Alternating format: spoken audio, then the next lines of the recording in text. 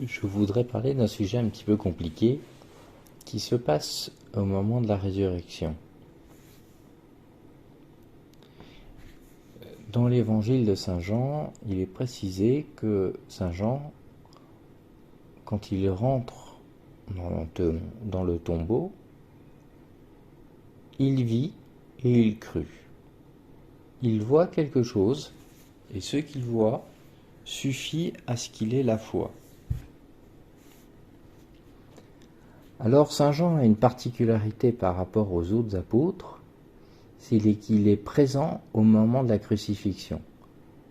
Saint Pierre a renié, Judas a trahi et les autres ne sont pas là. Le seul qui est présent, c'est Saint Jean. Et Saint Jean va être témoin de quelque chose d'extrêmement important, pour pas dire majeur. Il va être témoin du coup de lance. C'est lui qui va voir le coup de lance du soldat romain dans le cœur de Jésus.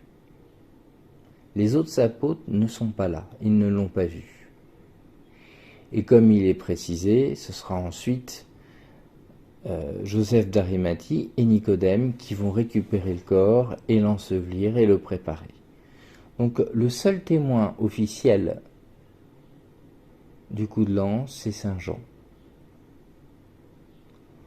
Quand il rentre dans le tombeau, il est précisé qu'il retrouve le linge gisant à terre. Il y a une différence entre le suaire, qui lui est jeté à part, et le linge gisant à terre.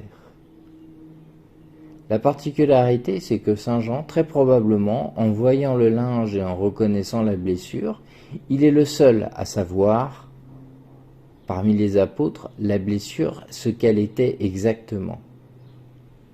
Alors il est très probable, tout simplement, qu'en voyant sur le linge la forme et la blessure, il a cru immédiatement que le Christ était ressuscité. Certes, nous sommes du côté de la foi, mais pour lui, ça devait être un signe essentiel puisqu'il était le seul témoin réel au moment du coup de lance.